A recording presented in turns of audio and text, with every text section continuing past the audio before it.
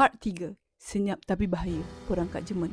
A Battle of Tannenberg. First Army Rusia, General Rennenkampf dah mara masuk Prussia Timur dari arah timur laut.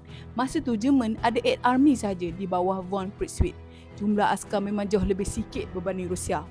Pada 20 Ogos 1914, dua pihak ni bertemu di Gubinen. Askar Jerman cuba serang agresif dulu, counter attack. Tapi Rusia ada meriam berat, artileri yang lebih kuat dan tembakan diorang ni berjaya pecahkan serangan Jerman. Serangan ni jadi kelang kabut, korban pun tinggi. Akhirnya Rusia menang dalam pertempuran ni. General von Pritschwitz panik. Dia siap cadang terus keluar daripada Prussia Timur sampai ke belakang sungai Vistula. Kalau jadi, habislah seluruh Prussia Timur jatuh ke tangan Rusia.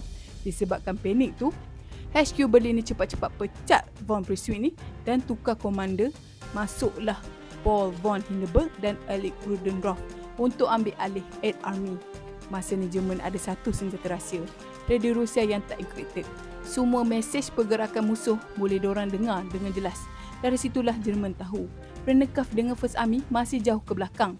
Lambat lagi nak sampai bantu Samsonov. Tapi Samsonov dengan Second Army dah mara jauh masuk ke Prussia Timur, sorang-sorang tanpa sokongan. Inilah peluang emas. Plan Jerman simple tapi licik. Pura-pura takut dengan Rennenkampf. Diorang buat gaya macam nak berundur ke timur laut bagi Rennenkampf rasa yang dia tengah menang.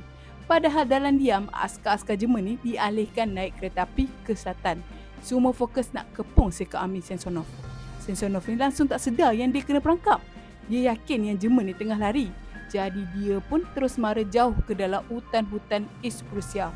Lagi jauh dia mara, lagi terputuslah line dia dan makin jauhlah dia dari Rennenkampf. Jerman senyum je sebab dia tahu Second Army kini terdedah. Masa inilah perang sebenar nak meletup. Apa yang terjadi dekat Samsonov dengan tentera dia? Tunggu di part 4.